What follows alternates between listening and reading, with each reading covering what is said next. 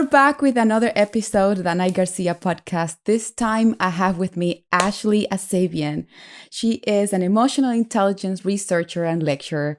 Thank you so much for being here. Of course. Your topic is like everything we need to know. I mean, it's like these days. Emotional intelligence. I wanted to start. What is the most misunderstood thing about emotional intelligence? Because what is that? Because when you think emotional intelligence, it's like you start questioning yourself. Like, am I intelligent? Am I emotionally intelligent? So what is the most misunderstood thing?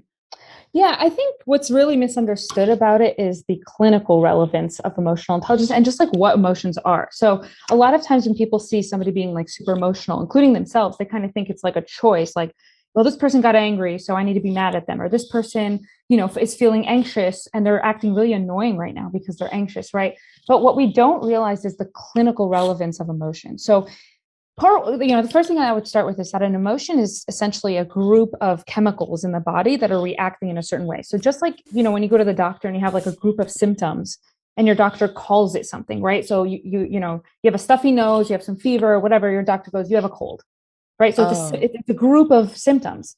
Okay. So an emotion is no different. Like when somebody's feeling anxious, right? Their serotonin might be different. Their adrenaline might be running up, or same thing if they're angry, right? So a group of chemical differences can be called an emotion. And so, it's really a diagnosis, and it's something that happens inside of the body. And it's not something that's always in people's control. Like if somebody has, a chemical imbalance naturally, genetically, whatever that might be, or because of a medication or something like that, I think that in itself, like understanding that that's what an emotion is, just buys people so much more patience with others.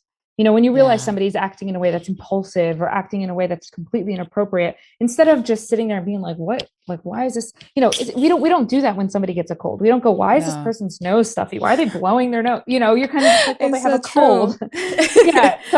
So I think when it comes to emotions, if especially when people are trying to buy patience and better understanding and things of that sort, both with ourselves and others, that's the first thing that I think is really misunderstood. Just as you would, if you were to go to a doctor and you get a fever and they give you Tylenol and send you home, you'd be questioning, why do I have a fever? Like the Tylenol's great, but why? Why do I have a fever? You want to be able to ask the same thing when somebody's acting a certain way. Is this chemical? Is this situational? Like why is this person acting this way? And I think that's really where it starts to become important, which is like when you're in a difficult situation in a marriage, for example, and your partner is acting completely different than they were when you first married them. And instead of getting angry, ask yourself why. Like get to the root of the problem. You can't solve a disease if you just solve the symptoms. You can't do that. So you can't just sit there and someone be like, you're always yelling at me, right? Again, you're approaching the symptoms. You're not approaching the root. You're not approaching the actual disease, right? So it's the same thing. Like a good, I walk around the world and that's kind of how I see people. It's like when I see people yelling and arguing over things like that, I'm like, you're trying to blame somebody for having symptoms without knowing the underlying cause, and you're not being fair. You're not being logical. You're not being fair. And just, we wouldn't want that done to us.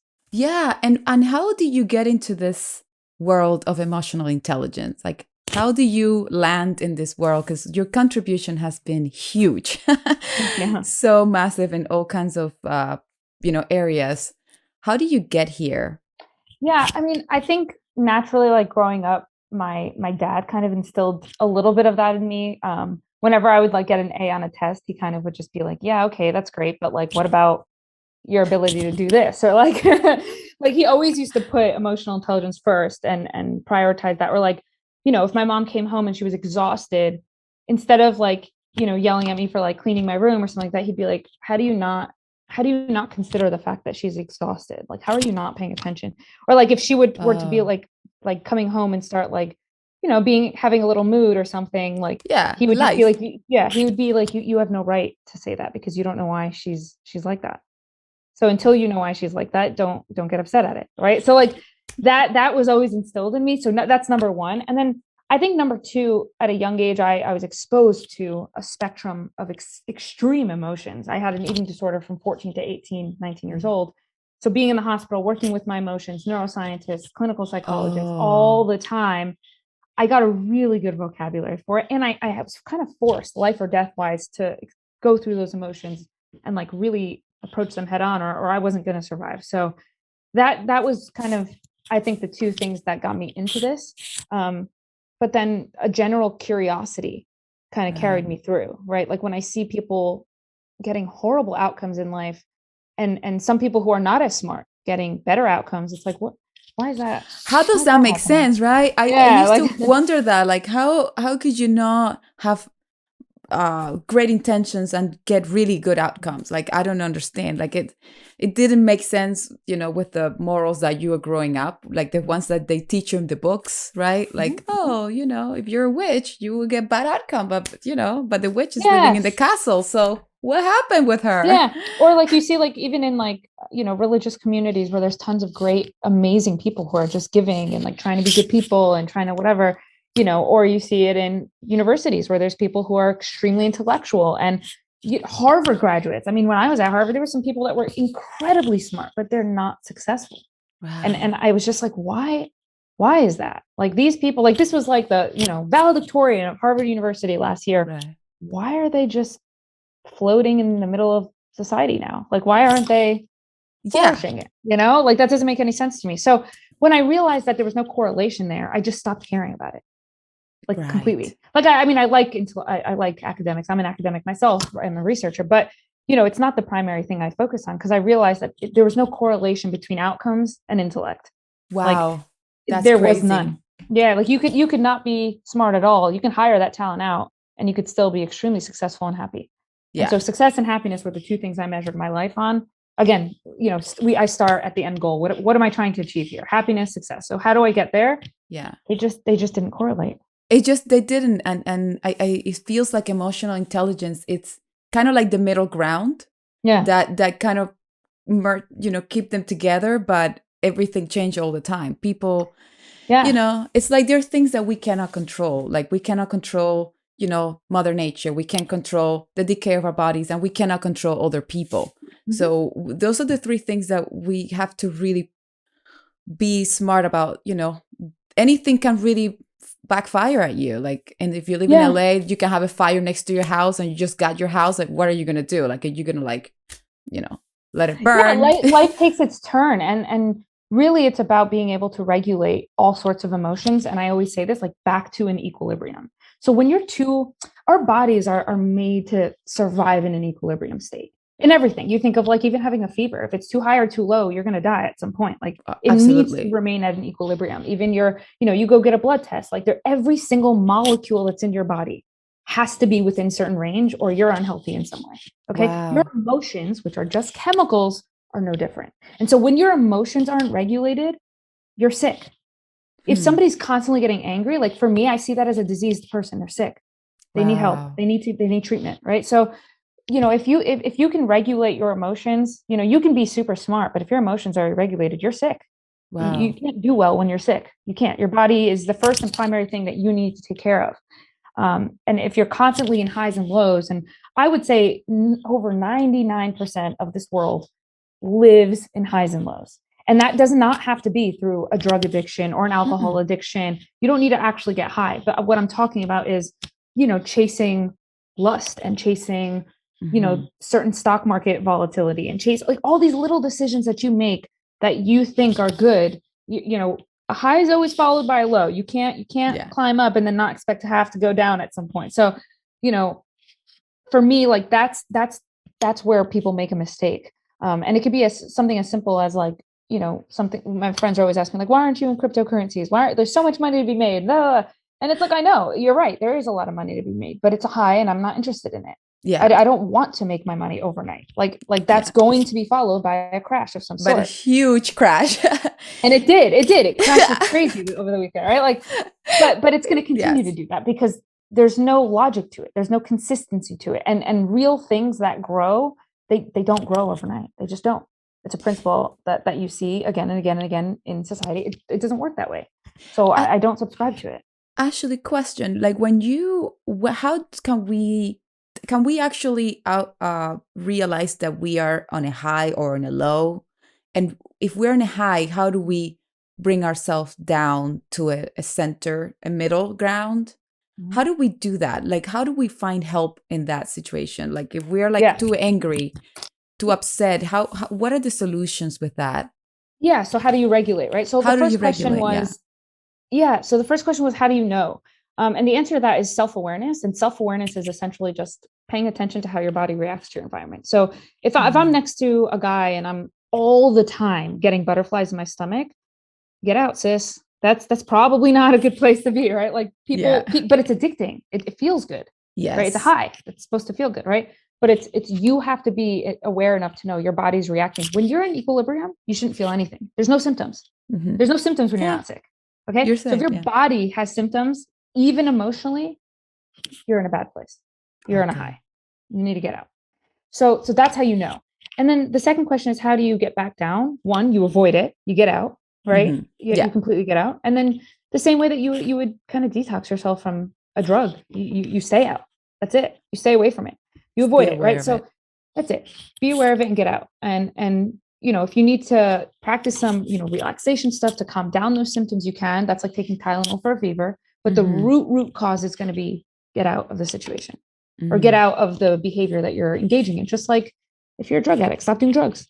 That's it. So you have to be, but being aware of it is the biggest place that people fail. They're not able to know when they're in a high because it feels good and it's addicting and there's dopamine, and that constant influx of chemical like high. It's a chemical high. It's like you're taking a drug, but without the drug. Right.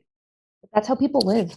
That's exactly how people live. It's weird when you say the high and the butterflies. It's in a weird way. That's what books sell. Like, are you happy? How can you be happy? It's like, how can you stay in this high state? Like it is a normal thing. Impossible. Or it's impossible. And if you are, run. You're doing something wrong. Something is up. And but you what you'll notice is that people who are constantly in a high state aren't actually high. They're really numb. Right. Of course. They think they're high because there's no pain. But they're numb. They're just numb. Yeah. It's like my worst nightmare is to live in Disneyland. Like they call it the happiest place on earth. Yeah. I can only be there for 2 hours. Go visit. Yeah. Just visit, but live in and they call it the happiest place on earth, which is like, it's such an interesting kind of mindset of like happiness and Disney but living I'm there. all about, rewarding good behavior. Yeah. And I'd say two of my biggest principles that I live by in life is you don't reward bad behavior and you always reward good behavior. Right. So good behavior comes with reward. So I'm not saying like you should never be, get a bit of a reward, but to constantly be chasing it, constantly be living it. If you cannot handle that equilibrium state or some lows, it's volatile, but there's just like you take someone's iron levels. There's usually a range that's healthy. It's not like you need to be at this number, right? It's like there's a range. Yeah. Right. So your emotions go the same way. Like this is healthy. You could be down some days, you could be up some days, but if you're going like this. Yeah. This extremes. It's not sustainable. And I'm telling you, 99% of people in this world don't notice it, but they're living like that. Either on the low end where they're constantly low or they're constantly high and they can't get themselves to just like you should wake up and not be thinking about your emotional state all the time. At all. Yeah. You should just be. Actually, in your situation, you had your like very, very smart dad that kind of like put you in like really cool places, like triggered all kinds of parts on you to be awake. But for parents out there that are raising children, knowing that 90% of this population, it's kind of doesn't get this, the emotions is like, how do you teach this? How can we educate our kids or our teenage, kids to, how do we pass this on, Yeah. Stop saving your child. Stop saving your child. Stop saving your child from being able to regulate emotions in the low. Because if you pick up their low, they don't learn how to do it on their own. And, a child who gets everything that they want or everything is taken care of them, they grow up to be what they call today's narcissism, which is, I don't know how to regulate the low. So I throw a tantrum when I don't get my way. And now I'm emotionally irregulated and I cause all sorts of chaos. Right. So that what that looks like, I'll tell you what that looks like in my life growing up. It looks like me saying, I've got my license. I really want to get a car or whatever. Okay, you pay for it. Right, but that's what it is. You're an adult. Like you pay for it. Yeah. Or things, just if you're going through something and you don't like your way, or like, you need to get insurance, okay, you pay for it. Mm-hmm. And then a kid's going to go, they're going to fight back. That's what kids do. Kids push their boundaries, right? Yeah. Teenagers push their boundaries. Even some young adults will push their boundaries if they're living home. A parent needs to let a kid live. That's it. Let them experience the bad situations. If they're going through a breakup and this and that, like don't send them on vacation. Let them go in their room and cry and experience what it feels like to be sad. Like, that's it's okay to feel. Yeah, there's nothing wrong with that. Or let them be frustrated and angry, but don't pick up their slack. Because and that's what parents do all the time. Every parent wants to make sure their kid is all perfectly set up, and and I see people do this a lot of the times also in relationships. A lot of the time, like, you try to correct someone's behaviors, or you try to, like, they're not meeting my expectations here, so I'll just do it for them. Like, no, just sit back and let people live their own life, and let them, if they need to experience a consequence, let them do that. There were times where, like, I've made wrong choices.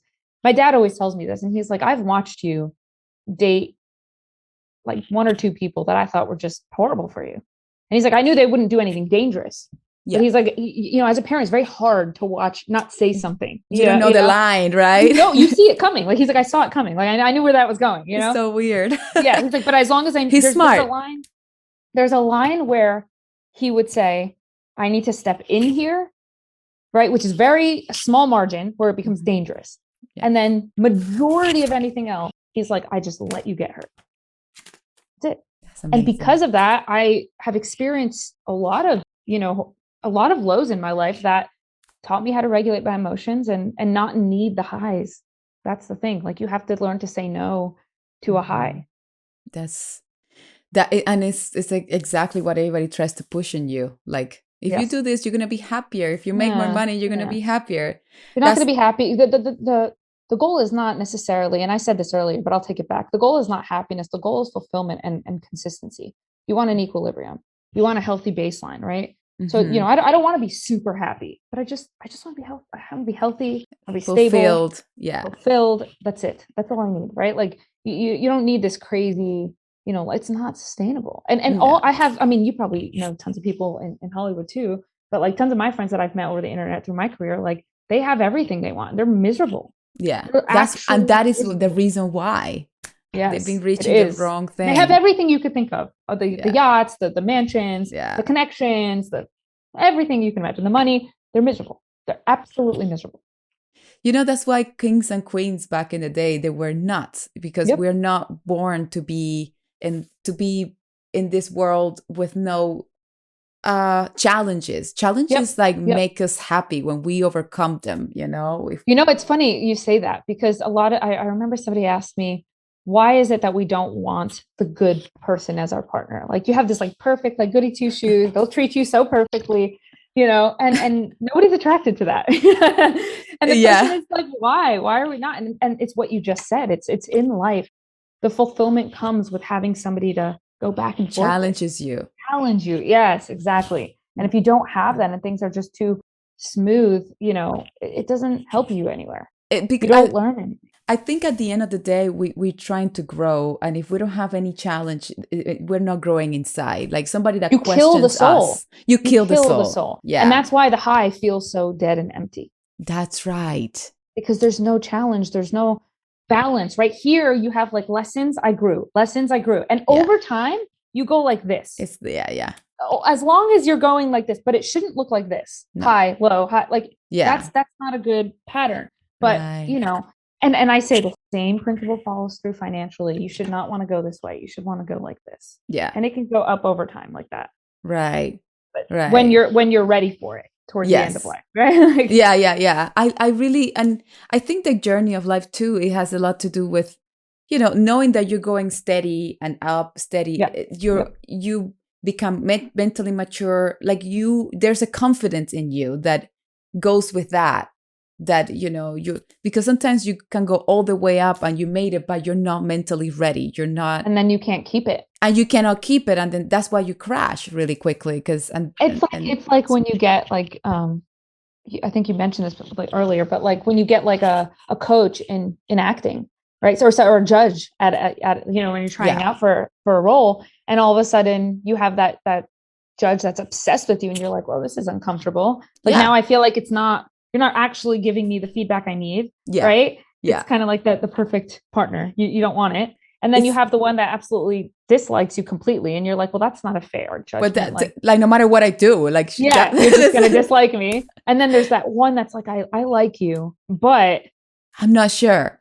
You need to work on this. I'm not sure about this. Like yeah. And then it's like, oh, you are the one. Yeah. You know, actually in my world, in this active world that I live, we work with emotions. That's why when I kind of like look into your research and your kind of passion, which is like tackle this, it's like people go to Los Angeles, to Hollywood, to experience high intensity of emotion. Like, for example, they give you a scene and the scene is like a breakup, and then they give it to like 4 actors, and the teacher is going to try to push you to get you to like the most outrage emotion that you could possibly get out to tell the story. And at the end of that scene, everybody claps and they tell you that, oh my God, I felt it. And you've been rewarded to go into that dark place. And the one thing I realized that is really dangerous is that the teachers don't teach you how to go back to yourself. They just say, congratulations, good job, next scene. But then you are left with this, all these feelings that are kind of real, that somebody got you there because, they're not the worst. It's not your character.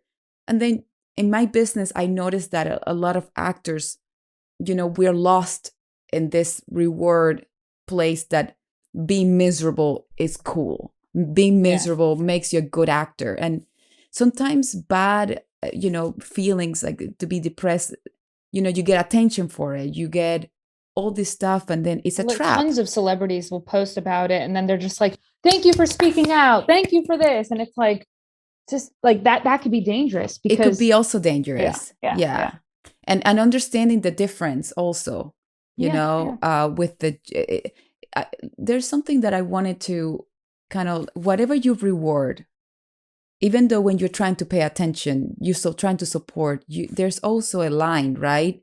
Because if you reward pain, it could reward bad behavior. That's the number one principle. And you always reward good behavior. If you live by that, you'll be able to balance that out. It would be a balance, right? Yeah. I mean, but there's a fine line between that. And you're right, because, if you're in a therapy session and you're showing that you're depressed, that's not bad behavior. Yeah. Right. You want to be able to let that out, you know? So you have to kind of know the line of what to reward and what to not reward. Like for me, I personally would have never spoken about my eating disorder until I got out of it. Because if I was still in that place, that's a dangerous thing to just constantly be clapped for, right? Like, oh, I'm getting attention now that I'm all skinny and I'm all this and I'm all that. But, I think when it comes to getting out of that, it's on the individual. It really is. And it's on the individual. Because it's like, if I were to go and put my money in a gamble in the market and I won, and if it was a pure gamble, like I know nothing about the company, I was just like, dangerous. Let me throw money in there. It's dangerous, right? Bad behavior. But if I win, then I'm like, ooh, that's rewarded, right? So I've now rewarded bad behavior. So it's like, yeah, I can win in crypto, but I don't go there because I don't want to reward bad behavior. Right. So you have to also know what is bad behavior, like what is right and what it's wrong. So if I was, going in your shoes, let's say I'm going to go through a breakup scene or killing zombies or whatever it is, right? Yeah. Your current role.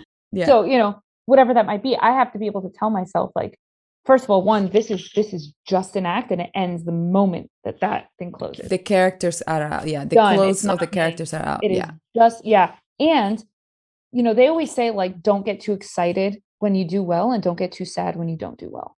And that's a principle I always live by. Like, if something goes wrong in my life, I don't get too sad. I don't let myself, I constantly tell myself, like, this is not something I need to get too sad over. Or if something goes really well in my life, like, I don't go and tell the world, like, oh my God, all these great things are happening. I don't let it get to my head because I know I'm supposed to be in that equilibrium. So there's times where, like, I'll get funded for my startup and I like really want to be like super excited. And then I tell myself, I'm like, you know what? I need to just continue living my day normally. Like, I shouldn't be going to a dinner for this. I shouldn't be celebrating because I could lose it any minute. Like, I don't want to get high off of this, right? So even if everyone around you is sitting there and they're clapping for you and whatnot, it's important that you kind of just go, thank you. And and you walk away from it. You have to be able to just be like, thank you, I appreciate it. Like, but like, I'm here to do my job, and that's what I'm here to do. Yeah. You have to control that. The way that I deal with that is because I portray emotions and people feel attached to my, what I do. I always tell myself, it's not me, it's actually what I do. Yeah. They are like excited to see me, but it's really not me. It's and what I I've think done. The same of mine. It's you exactly. detach a little bit of both. Yes, it's they're not obsessed with even with me. It's like, you're not obsessed with me. You like the information that's being given, and it's helping you, and that's great. But don't obsess over me. And I've told people that, like, when they come to my events, I'm like, this makes me uncomfortable. Like, I would appreciate guiding the conversation back to what you like about my work, and I'll voice that. And that's always helped me too. Like, with you, it would be like, I appreciate you guys clapping for me, but it's the character. It's what I do. And redirect it. Even like, just be like, whoever wrote, the script, or if they're there, be like, it's actually them. Like, just throw it back out. Be like, I don't want it. Yeah. It's a really smart thing to when you have a good breakthrough, is to differentiate. It's not you, it's what you do. It's this thing that you did, what caused an effect. And that goes both ways in life. So when you think of it, let's turn it around to other people for a second. If you realize that somebody else really hurt you, and then you're sitting there and you're like, well, I hate this person. Right. It's not them. It's what they did. And you have to be able to separate that. You have to. Because if you don't separate it, then everyone's going to disappoint you. But you have to, like, somebody could, I don't know, say something that like just really, really got under your skin, like very personal, right? And you're just like, screw this person. Like, I don't, but emotional intelligence doesn't call for that. Like, you have to be able to sit there and be like, why did they say what they did? Right. What caused it? And let me separate that behavior from who this person really is, because they're sick right now. That was inappropriate behavior. What just happened? And let's get to the root, and let's kill it from, let's treat the underlying disease or whatever that's causing that emotion to then affect their behavior. Right. You got to be able to separate. That's crazy. Yeah. It's not them. It's that action. I've never, one rule that I've always lived by to have good emotional intelligence with other people is I look at nothing that people do as them. And I've always separated it from who they are. So like, somebody, literally could do the most harmful thing, and I will speak to them like, why did that behavior happen? Like, I don't say, why did you do that? Right. I'll be like, well, this took place and I don't know what's causing it. Right. So because like, until I figure this out, like, I feel a little uncomfortable. I'll never say like, you did that and you did that. And like, I'm not that person. But that would be like an example of deploying good emotional intelligence and separating it. Because we know that behavior is just an extension of underlying emotions, and emotions are fluctuating all the time. You know what's crazy? You could be like the perfect actress. You know why? Because I tell you why. Because what you just did right now, how you will break down somebody's, behavior. Yeah. Those questions you asked is exactly what I ask my characters on a paper. It's like, what made you do this? Because if you judge a character, right? If you judge a character, oh, he's a bad person, you cannot play a bad person. It's impossible. You're not a bad person. Because bad people don't think they're bad. Yeah. Like, bad people don't wake up and be like, I'm gonna be bad. It's like, know why they don't think they're bad? Because they're not. Because they're not. It's their emotions. It's their emotions. Yeah. Well, actually, let me clarify, because there's two things that really do drive behavior. And I would say the emotional part would be the mind, but then there's also the brain, right? So the brain could be like somebody who has like dementia, and like you can physically see that on a scan. Yes. And those things are really hard to fluctuate and change, right? So that is the underlying root cause, is the brain is just different, right? Or somebody gets like, a bunch of head injuries, then of course it's going to change the structure of their brain. But majority of behavioral issues, right? So we're not looking at somebody who has like dementia or something like that. Like, majority of behavioral issues are a result of the mind. And the beautiful part of that is that you can change that. 100% of the time. That's amazing. So when I treat like a character that is going to do bad things, when I do that bad thing, I don't want to judge that character. I want to understand it. Yes. I want to understand what caused that. And I break down, like, I get such a nerd about every behavior, every scene that led to that arc. And it's funny that you actually break it down in real life. With real people. I live my life like that. I live my life like that, like trying to figure out like why people do things. And it's really for the benefit of both people. Like, I don't want to mistreat, the person in front of me. And I also don't want to get a bad result. Like, I don't want to take that personally and live with that. That doesn't feel good. Yeah. And also for me, in order for me to portray somebody, I want to relate to that. Yeah. Like, I'm not going to relate to that bad, behavior that they're going to do that I have to portray, but I want to understand how something can lead to that. We are all capable to do horrible things, like to people. But if we understand and how it all led to it, and you become empathetic about it, then you get it. It's easy to find logic in that. Exactly. And actually acting is asking the right questions. Yeah, absolutely. And getting into the head of the person. Of the person. Either is like, and it's interesting too, because the more you can do that skill in itself, that is empathy. Is empathy. Like, that's what it is. Absolutely. I was gonna say that. Like, and so what happens is, like, I am somebody that is full of empathy. Like, people don't actually like hurt me that much, because I start breaking it down. Like, oh, he must be in pain. Oh, and then little by little you start finding out what happened. Through other people. It's interesting, because like the initial. It's short-term pain, but long-term gain. So like the short term is kind of like, somebody will do something. I'm like, ow, that didn't feel so great. Like, it doesn't feel good. Like, reality, like certain things will still hurt me. But in the long run, like, I end up looking at that situation, and it's exactly what you said. It's like, that person's hurting. Like, how do I make sure that doesn't, or how do I get into the mind of that person so that I no longer have to take that and carry that weight? Wow. It's asking the right questions too. Yes, exactly. I think the better questions you ask, the better answers. You dig, the more you get deeper into it.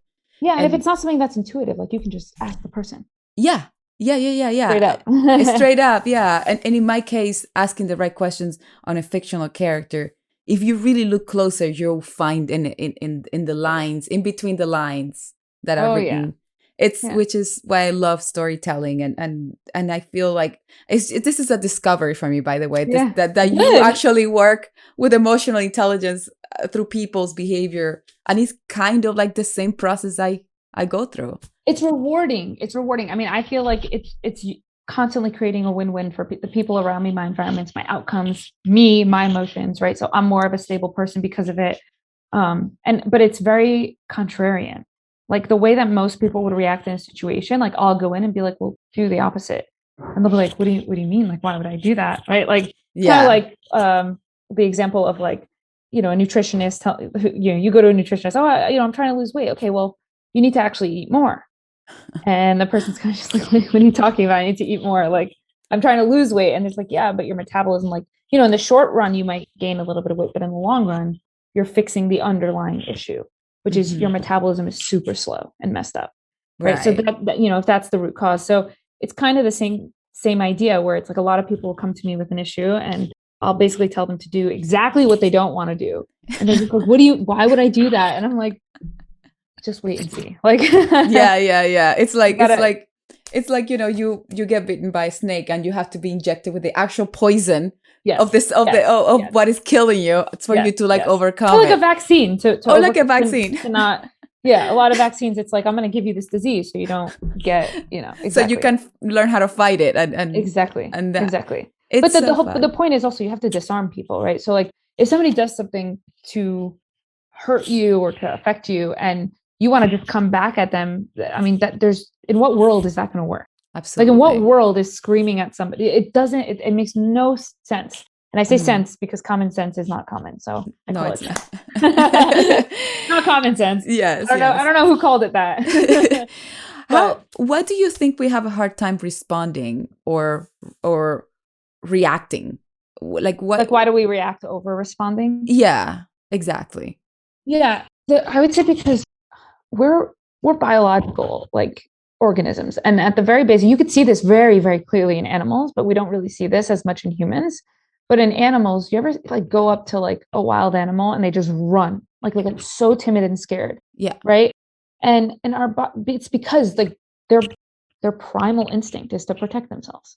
Like, that's it. That it's very, very, very core basic level. The number one thing that about any biological organism cares about is I don't want to die. That's it. Right. So it's like if I'm hungry and I have a sandwich and I know I need to eat this whole thing, and you're asking, I could see you staring at my food. I'm not going to offer it because I need to eat. Right. Yeah. So like that is everyone's core instinct.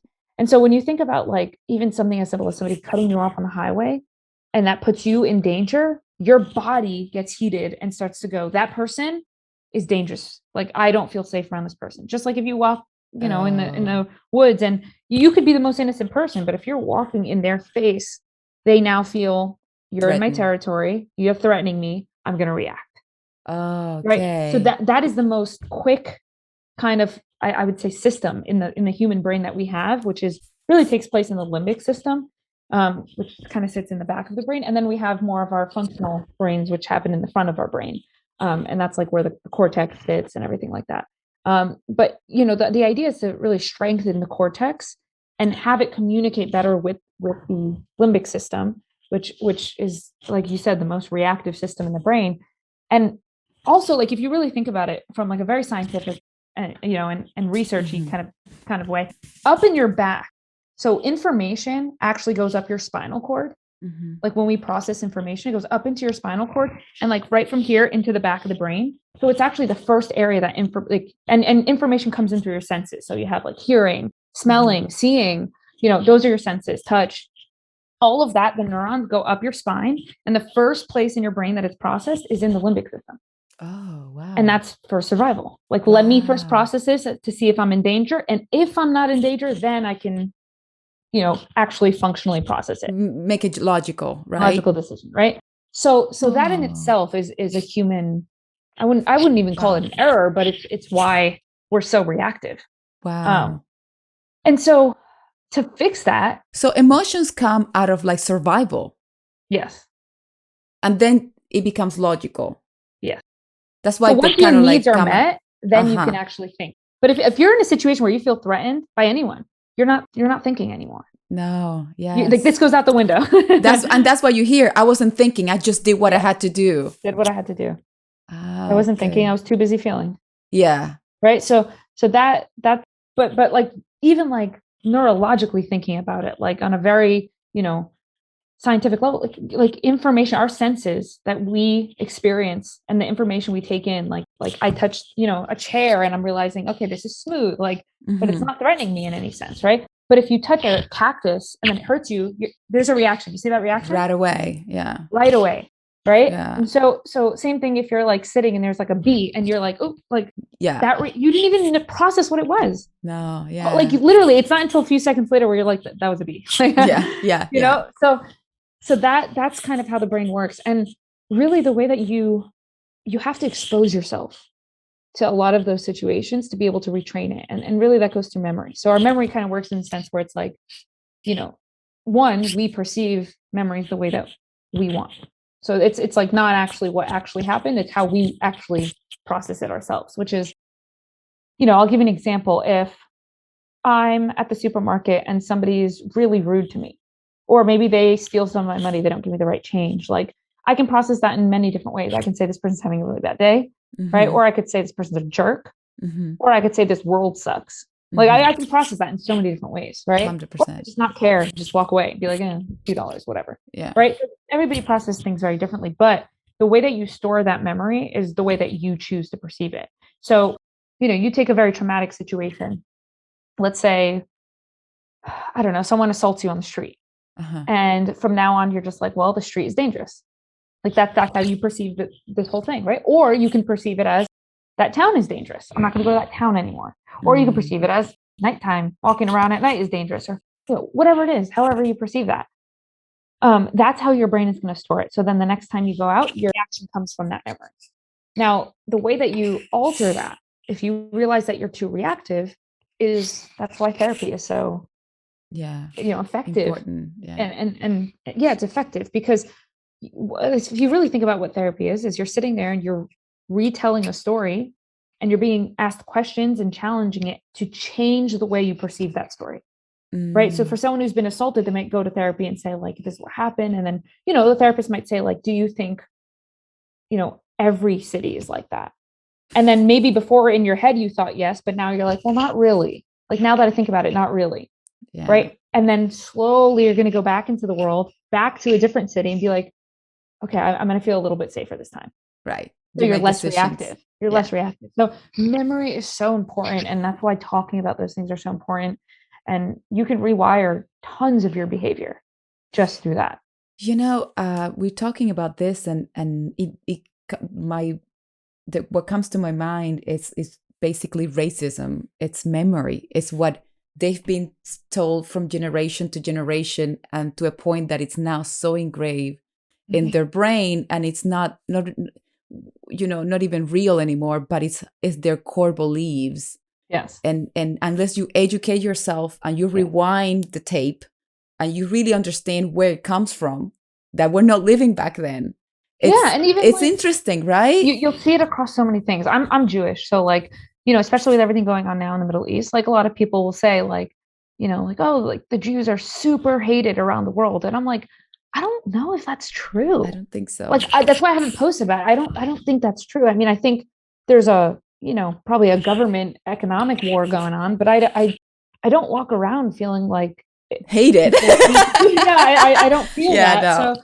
So, I think because it's a memory thing. Like that's what people say. That's what they've been told. Some families have been more affected, or their history has been more affected, or, are there some people who do? Sure. But I mean, there's some people who hate the color yellow too. I mean, that's the world we live in. Not everyone's going to love everything. Yeah. So, it's interesting. It's how I store the memory. It's how you store the memory. And it's how, same thing for me, for the Latino community. Like I don't walk around feeling like I'm hated or my color. I don't even think about it. So because I don't but you also probably don't feel oppressed because you've went out there and challenged that and you've been successful. So you're like, why? Well, they don't hate me. So there's no, I don't feel like that wall is against me. I have other mountains to cross, and they are like, so I feel like if anybody feels any sort of like walls that has to do with the color of your skin or oppression, it's good to break it down and be like, where does that come from? If I lift it, I can unlock that. And it's very possible that there is one or two people that you've experienced that don't. I've definitely had some people who kind of were just like, well, you know, you guys did this or you guys did that. And I see it on social media, but I just don't store it that way, because I think I can walk up to that. Like genuinely, I've walked up to that same, and maybe that is from, when I went to the Middle East and I went to the Palestinian side, and I actually had dinner with Palestinians in the Middle East. Right. So, and as a Jew, and I didn't have any issues.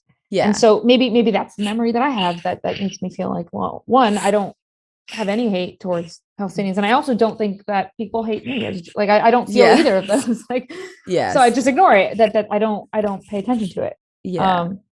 And I view what's going on as more as an economic war than anything else. But there are some people that I know, friends, that are just like, how are you not more, upset or more this and that? But it's like our memories are just different.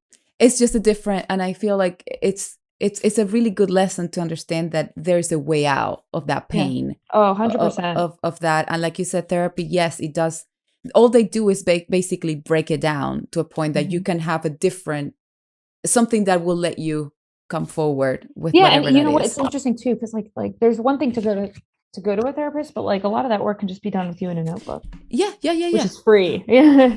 It's great. It's free, and it's like you don't have to talk to anyone. Like you can literally sit there with a notebook. It's like, what? Like, why do I feel this way? Like, why, if you have an extreme, if I'm sitting there with so much anger and hate towards somebody, or feeling hated, right? That's super low or super high. Like one of those are extreme. They're so extreme, like that extreme anger, hatred, or whatever. Be like, that's a high or a low. Where is it coming from? Because I don't you want to kind of be able, I don't want to have to be affected by that. Yeah. So if you are, whether it's, racism in the Latina, the Black community, the Jewish community, whatever it is, right? Even now the white community is being hated for certain things, right? Absolutely. You got to sit there and be like, why am I so high off of this? Like, what is it like? Why am I in such an extreme state? Yeah. And re-regulate that. It feels like this is like kind of gaining your own power. It's like really control yourself. Yeah. It's really owning it. It feels like emotional intelligence is like get the power that you were born with to be able to handle the highs and lows and the obstacles. It's like, it's kind of being in touch with yourself. It's being intelligent about emotions. And the way that you do that is you know what they are, and then you know how to treat them when they come. That's it. You know how to regulate yourself. That's it. And it's crazy because we deal with emotions at the moment we're born. Like babies deal with emotions all the time. But they don't have the cortex until they're like 20 in their 20s. So you grow. So as a kid, that's all done by your parents. So if you have parents or an environment that's constantly either not letting you regulate them or you're regulating them incorrectly, right? Like I know parents who will sit there and like literally smoke weed with their kids. That's not how you regulate your emotions. I'm sorry. I don't care what parent is listening to this. You just don't do that. It's beyond inappropriate, right? You just don't do that. Right. So yes, it's like you might think you're helping your kid regulate and like calm down or whatever, but it's in an inappropriate form of regulating your emotions. Right. Yeah. So if it's one of the two, if it's regulated incorrectly, or if it's just not regulated at all, then you have an adult that doesn't learn those skills and develop certain areas of the brain. And then it kind of gets really difficult to tackle that. Yeah.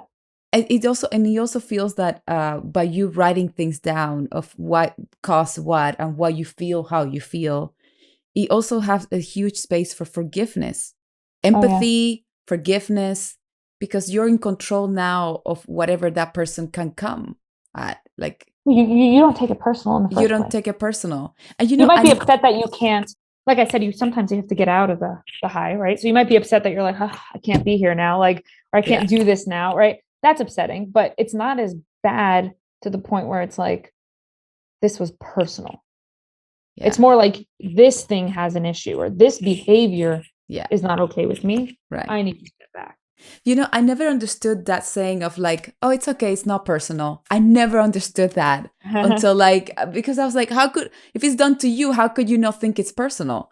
How could you not? I mean, I don't understand. Like, I never understood the term of like, it's not personal until like. Never personal. Until like I understood that it was that behavior, not the person trying to if you hurt me. If you're going to take people's behaviors personally, then you might as well take their fever personally too. Exactly. That's how silly it looks. Like, oh, I caused them a fever. Like, that's how silly it looks to me. Like when people do it, like to that extreme, like people are sitting there and like really like getting riled up and reacting. And, it's okay. Like I said, there's a window. You can speak up for yourself. You can, put those things in there, but like the extremes. And I'm just like, it's literally no different than somebody having like a rash and you sitting there taking it like personally.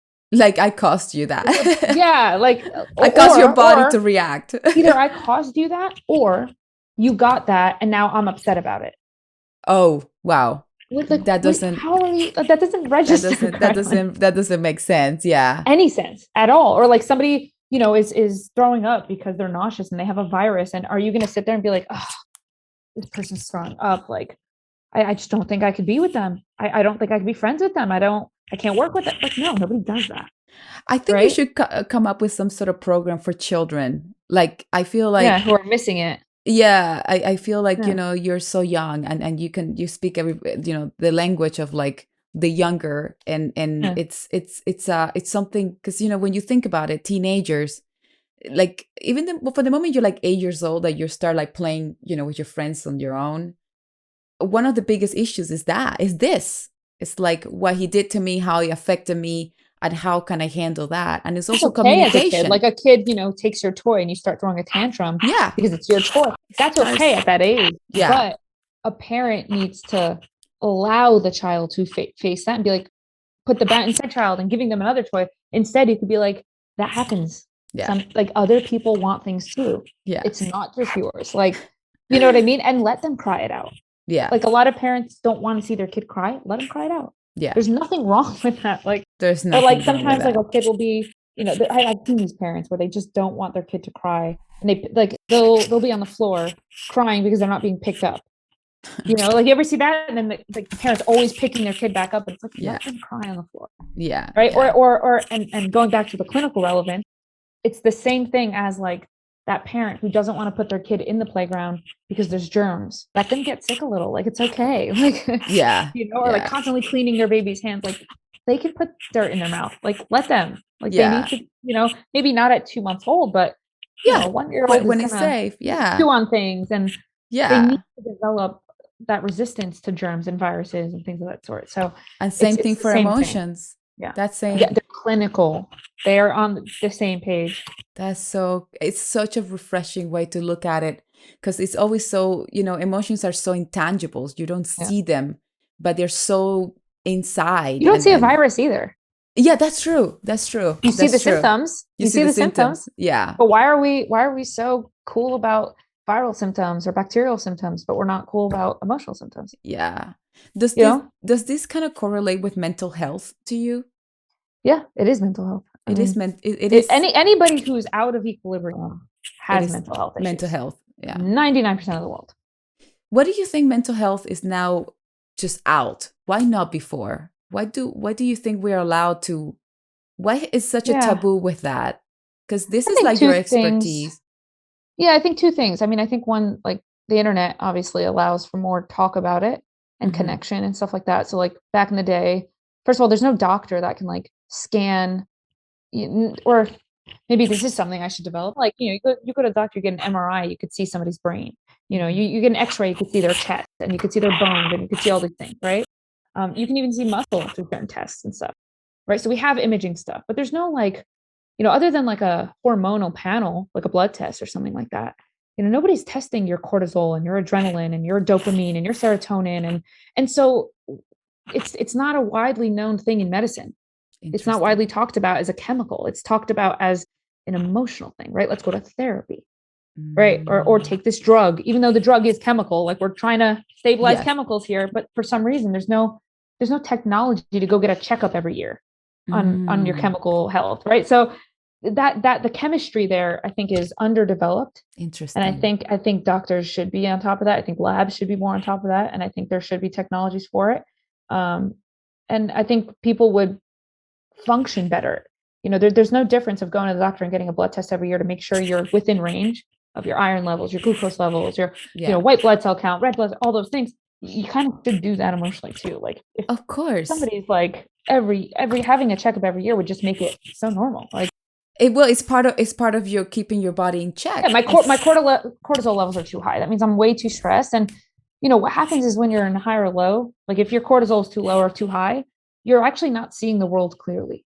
The world becomes just like when you're sick, the world becomes dreary, you're tired, so the same thing happens when you're emotionally off. And it, like, for me, one of the things that I hope to really push is that it's clinical, and there needs to be more technology that can identify disease state emotionally, because for me, somebody who's constantly getting angry and reacting to the world around them, that's an illness that needs to be diagnosed.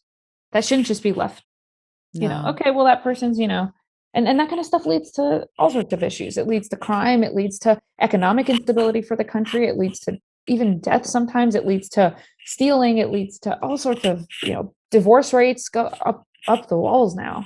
Yeah. I mean, in some areas, 70% divorce rate. Come on.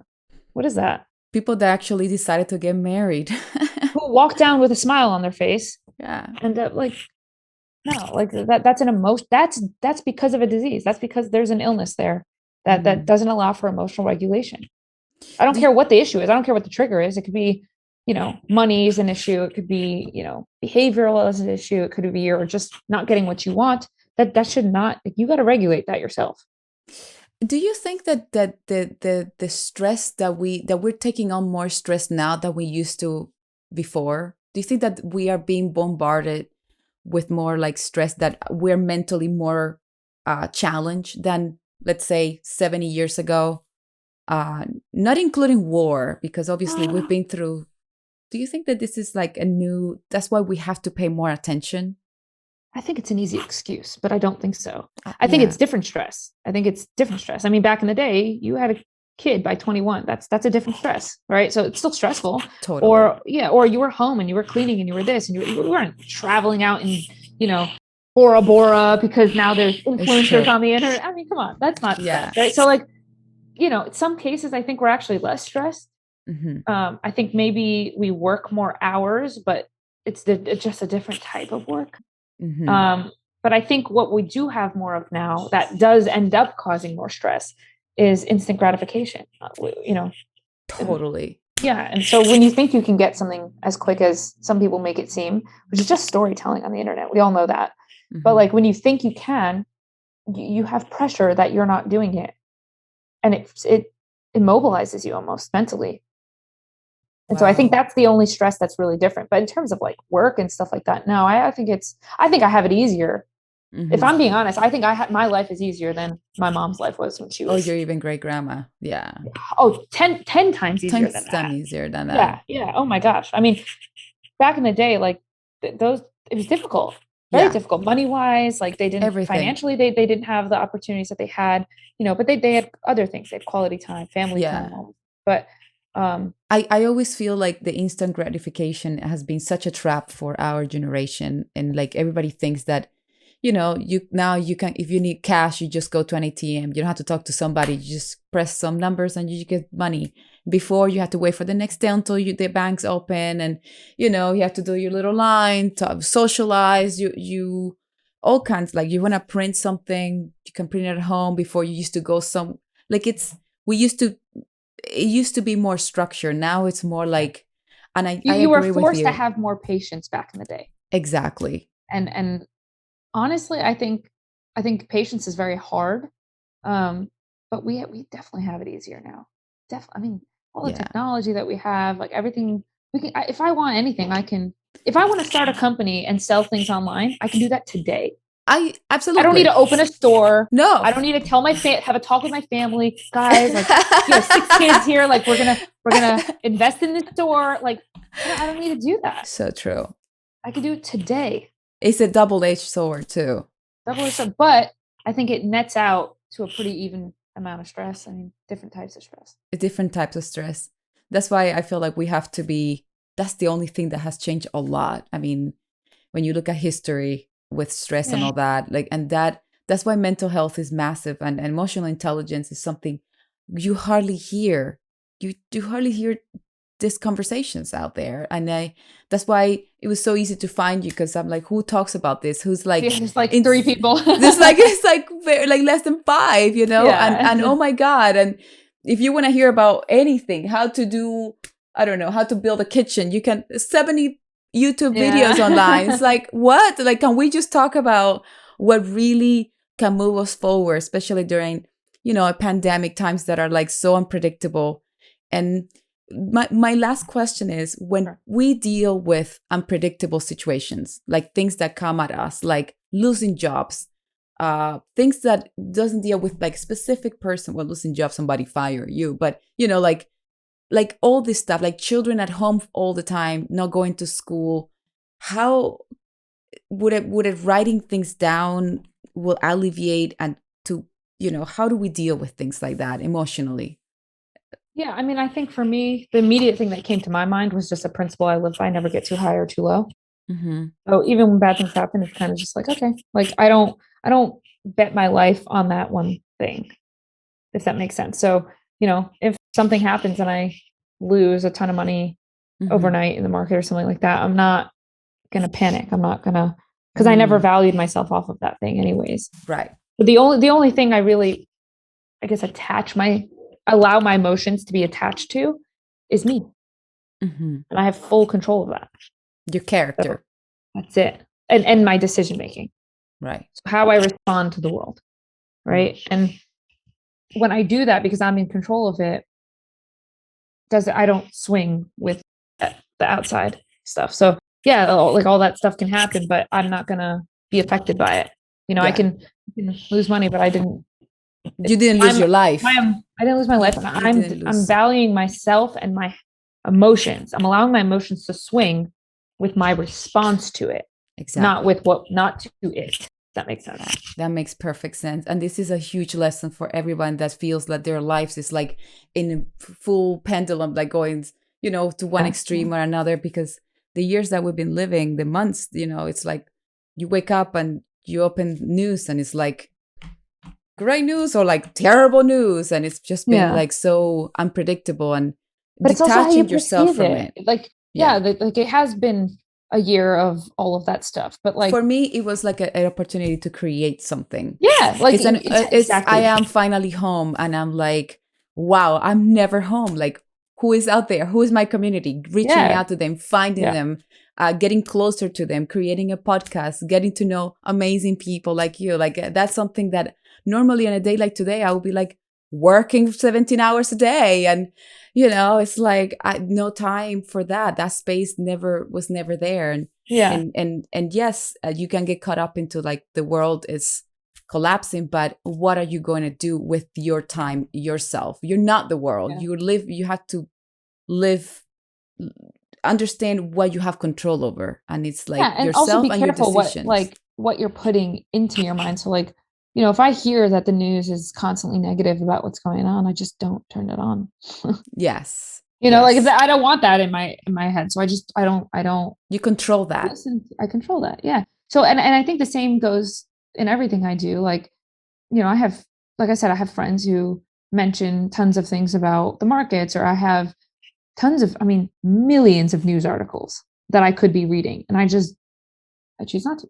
Don't put yourself there. Yeah. No, because I know a news article is irrelevant to what's happening in the market. So I'll go to the actual company and read their numbers. Versus, I don't care what Joe Schmo is saying on the street. I don't care about Wall Street. I care about what's happening in the company, right? So I think part of it is also just knowing what's, you know, it's difficult because I think part of it is completely in people's control. And then part of it is like I mentioned before, it's having a little bit of sense. Mm-hmm. Like, and people have to have that sense to know, you know, hey, let me not look here and be swayed by this. And if you don't know that initially, that it's very hard to live with good outcomes. It's very difficult. Yeah. And we said common sense is not so common for some reason. So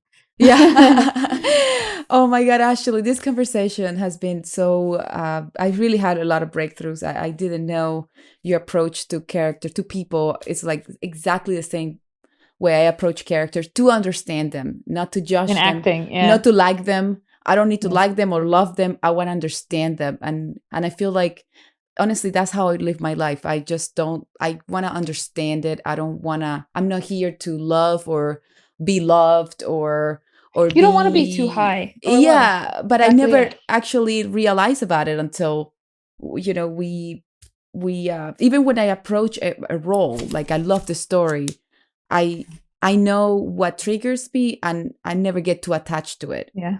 Because once you do, you lose track of the actual reason why it's in your hands. You're losing that. Yes. And you can't see clearly when you're too high or too low. You can't see clearly because your vision. It changes your vision, your interpretation, and even you're not honoring the actual value of. And then you're storing it incorrectly, and that affects your whole future. And that affects even, you know, acting, affects memorizing, affects the way you say things, affects even obviously the perception of the people, you know, when they watch it, because I'm already projecting it from an angle that it was too high. It was too exciting. That's why when some movies come out, it's so much anticipation that they don't work because the actors were anticipating that too. So they miss the entire goal, which is to tell the actual story. Isn't that crazy? You just don't see clearly. You don't see clearly, and it's so important to. It's such a revelation. Know what is clear and what's not clear, and if you can't guide yourself back to center, you have to know what the center is. Yeah. First and foremost, and the way that I do that is I come up with, you know, principles before I'm in that situation. So, like in a relationship, for example, like I have principles of what's considered stable. Mm-hmm. And then, so I don't go into a relationship, get high. My view is completely now blurred because I'm infatuated. But if I don't have something to look back at and be like, wait a minute, I feel really good here, but this isn't lining up with my feelings are not lining up with what I wrote here. Yeah. Right. Then if you don't have that thing written, you don't know. There's no point of reference. There's no point of reference and you're already carried away and you won't be able to see it. Yeah. That's amazing. And I feel like we can use that every single day. I use it every day and I didn't notice until now that I'm talking to you and I see your approach and how you filter. And it makes sense how you were able to get to the emotional intelligence and make decisions. And you feel so empowered too. You feel like you know what you're doing it because you had that relationship with yourself in the past? You know, like you wrote it, you prepared. Oh, I've over 600 principles that I have written down. So you talk about principles. Now you have a book. I do. So what is this coming out? Because I'm going to be the first one getting it. So I don't know. I've been writing it for years, like years. I mean, it's an accumulation of principles that I've. Of course, you're writing it for years. Through. Imagine the amount of principles that we need.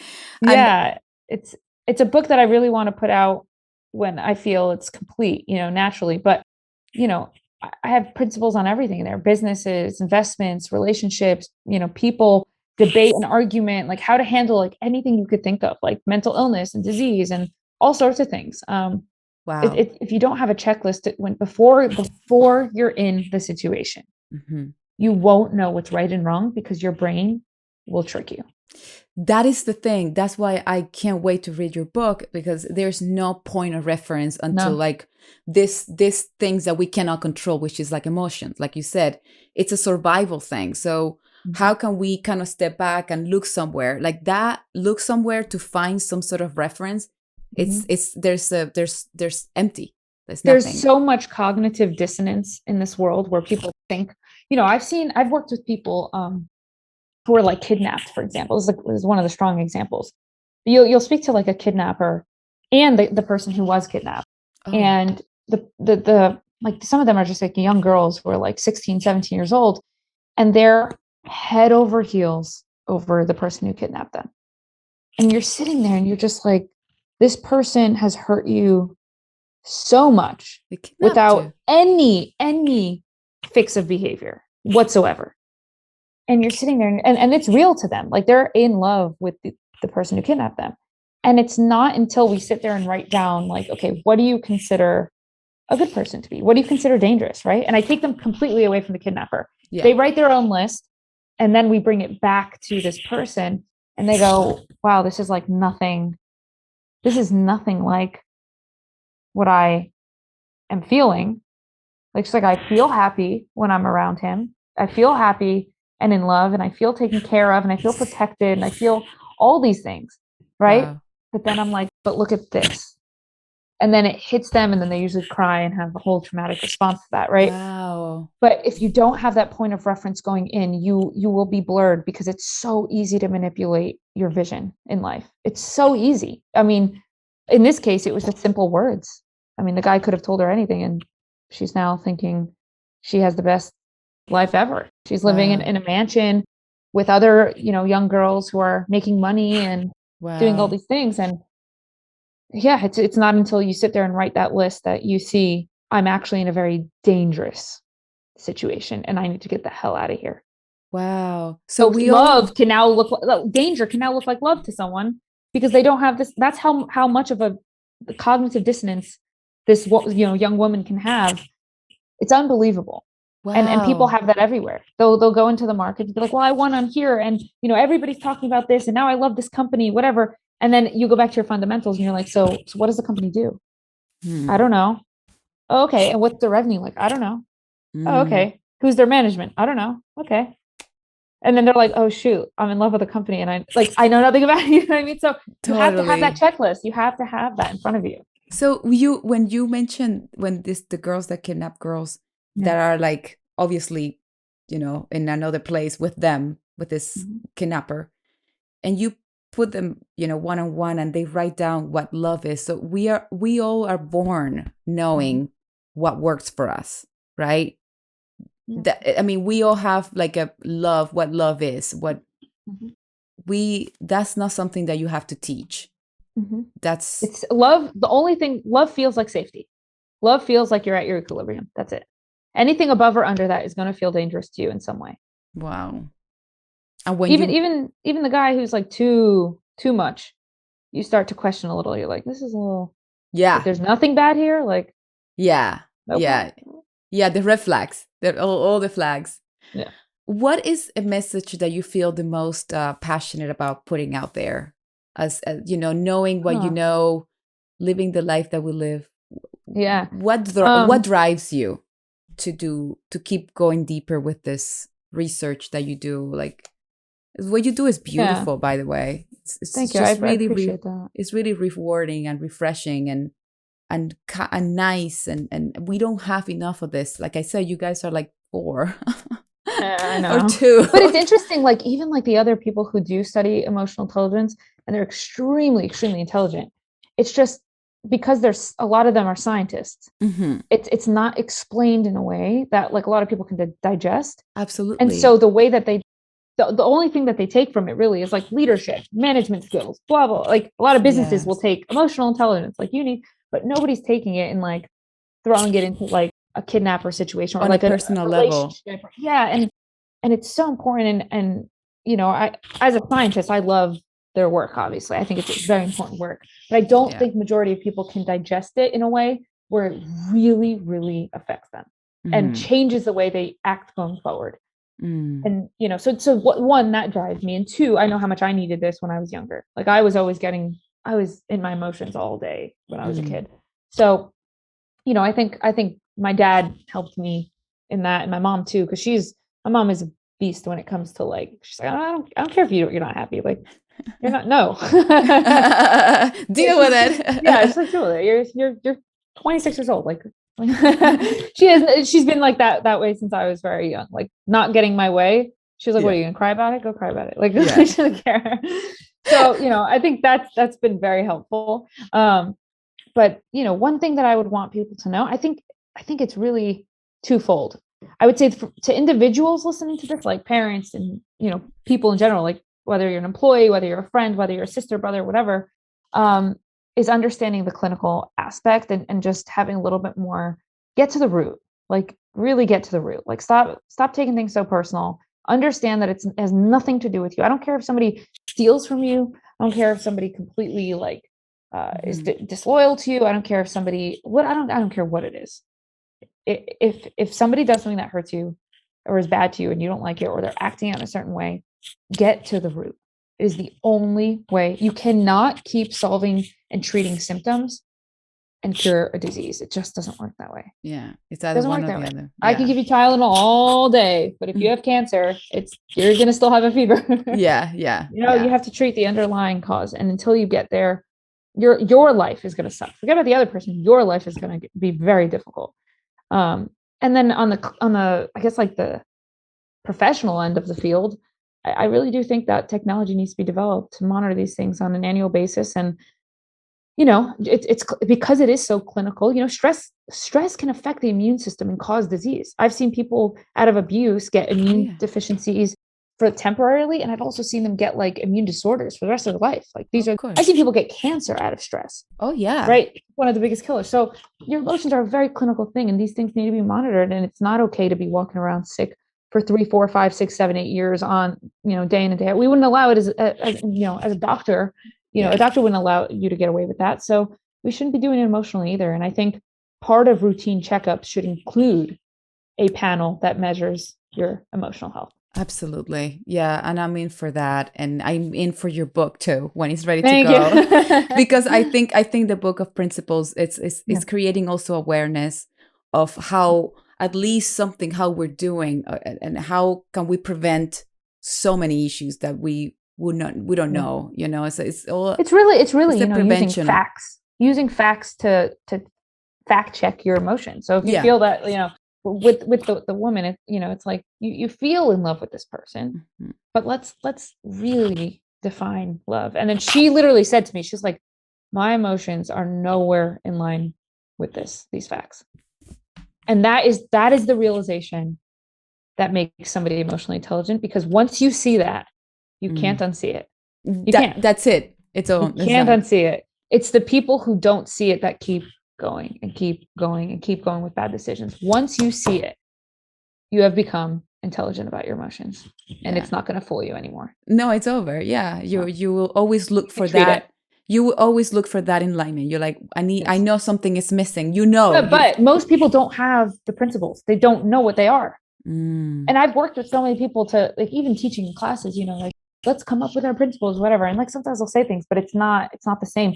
And it takes a lot of work to I think that's where the book would help a lot of people is, you know, a good principle is one that you can use in any area of life. Yes. And throw it under any test and it should still yield a better outcome. And I use the equivalent of like, look at any scientific field, mathematics and physics and, any field that we study in school has rules that you need to follow. Mm-hmm. Right. And the primary example I use in the book is, you go, if you're a mathematician and you want to be really good at math and intelligent about math, right? So you talk about like emotional intelligence, you want to be mathematically intelligent. You don't look at any equation and do addition or subtraction before you do multiplication or division, because there's a principle in there that you have to do this first. Mm-hmm. Okay. So even if you're reading from left to right, your emotions, your intuition is telling you, well, let me just go left to right if you don't know the principle. Mm-hmm. And then you get the wrong answer because that's not how you solve the problem, right? So that's how people navigate the world. They don't have the principle, so they use their intuition. Well, let me just read from left to right because that's what I do, right? Yeah. Or right to left, right? But that's not the rule. So neither of those are going to work. Yeah. And until you have the principle, you're not going to get a good outcome. That's true. That's how I view the world of behavior. Nobody has the principles and they're making tons of mistakes. And it's costing them a lot. Yeah. Unbelievable. This is like crazy seeds of wisdom and knowledge that these conversations, they need to be more out, and it's important to talk because it changes lives, and Absolutely. You can prevent a lot, for people's children. Like, I feel like my mom used to say something like, you don't raise kids for you raise them for the world. Mm-hmm. And the world is full of feelings, emotions, bad moments, good moments, but you don't supposed to raise them for you, like fixing it. Because they're not going to be living your life. They're going to be living. And the same thing is for relationships. If you find a partner, you're going to share a life with them. They're not going to be living your world. Yeah. It's how can you, it's all a give and take all the time, and understanding the principles. So every step you go, it's like firm and strong. And they, like I said, a good principle, you could throw it anywhere and it would work. It would work. So when I say like, don't get too high or too low, right? That applies for throw it in parenting. Even parenting, when people are like, I have a kid, I love my kid, then you try to do too much for them and you hurt them. Yeah. But if you're a little bit detached, the way my dad was like, yeah, she can get hurt. Like, yeah. And I'm not saying my dad's like the most perfect person, but that's one thing he did very well. And like, he was able to detach himself from certain things that I was doing that allowed me to experience life, and he wasn't attached to that outcome overall. Mm-hmm. Or kind of like, I would even ask him, like, what do you think of this person? Like, you'll figure it out. He would never give me an opinion ever. That's so funny. Very interesting. Yeah, it pissed me off, but it's okay. What's funny is like when parents have children, the people would say, oh my God, your child is so beautiful. And the parent says, thank you. Mm-hmm. The child never say thank you. I mean, the compliment is to the child, but the parent is the one that says, oh, thank you. Thank you so much. So right away it's like, like, yeah, you could say something else. Like, it's little behaviors. You could say like, yeah, she's also a little bit of a headache. Yeah, she's like a little bit of a nut, don't get fooled by the pretty face or whatever. Yeah, like it's all connected. It's interesting. I that's part of I've been reading a lot of psychology of why people say things, like they take it personal, so it's cool. Ashley, thank you so much for this hour. I mean, this has been like so enlightening and so refreshing. And like you said, when you hear emotional intelligence, you hardly understand what they're saying. You really cannot, you feel like you don't get it. And they explain it in a way where it's like inner motivation, outer motivation. Yeah. And it's like, that's just too much on the brain. Like for me, like I really just want to make it really practical and just be like, this is clinical. Like you're imbalanced. Like it's amazing. And it's so liberating to kind of treat it like a cold, like, you have to, you go to the doctor and the doctor has to tell you things to do and how to prevent it. And if you look at mental health or emotional intelligence like that, it's just the same way. And that way you don't feel like you are creating this. It's just, like it's not always your fault. Like it's not your fault. Genuinely, if you have somebody having like a panic attack and you take them into the hospital, usually they're going to run an EKG to make sure it's not your heart. They're going to realize it's not your heart. And if you were to take their cortisol levels and adrenaline levels, you'd see a huge spike.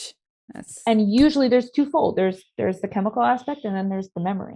Yeah. What's causing this panic attack, right? Those two things can solve 90% of behavioral issues. That is like so unbelievable to know, because it's everybody that is in that situation feel powerless because they have no control over what happened. So once you understand that you do have power over it, it just takes time and the right principles and the right logic behind it. It does suck. Don't get me wrong. It's like breaking a leg, right? You have to get surgery. So you fix the physical and then you go to PT. Yes. You retrain certain things. So it's like treat the chemical and then go to therapy. Like it's no different. Yeah, it's exactly the same, but it's so good that there's another side of this. It's not over. You don't have to deal with this your whole life. No, it's not. It's not. Well, thank you so much for being. I'm going to be in the lookout for this book. Yes. I think I'm going to be like, rule number 7. Ashley said. Oh my goodness. I've done this so many times. People like, I'll be talking in like a very like personal situation. And I'm like, that doesn't match my principles. And they're like, what? This girl's psycho. And I'm like, no, you don't match my principles. You will know when it comes out. It's so great. I really appreciate your time. And I really appreciate, your desire to get deeper into this. I feel like you're really changing the world a day at a time without saying it too high. But it really matters. And it's nice to have somebody that is curious about this subject. I feel like we're lacking curiosity here when we're hurting a lot here too, in this area. And I'm, definitely thankful for a lot of the scientists who do tons of research on the chemistry of the brain and understanding what happens. And because like without that, that is pretty much my work. It's really their work, right? Like I'm just kind of piecing it together, but you kind of like putting together, right? Yeah. I'm trying to tell a story through what it is, but the real work is the science is really done thousands of times over by clinicians and physicians and researchers. It's there. We know when someone's anxious, what happens in the body. We know. Oh, okay. Right? So, yeah. It's there. It's not like I went to the lab and did that myself, but I think there's no connection and story that makes it so digestible. For something that happens to so many of us. It's like, it's so good. Yeah. Well, thank you so much. I'm going to be in the lookout. I'm going to be putting out your website and everything where people can find you with your seminars. You're like, you're back kind of like doing the work you do in person, kind of. So California. I'm sure you will be updating people there, right? Yeah, usually there or on Instagram. Oh, okay. Okay. So I'm going to be putting everything out there. Thank you so much. I really appreciate for having me. I really appreciate it. It's been an absolute pleasure. Thank you. Bye.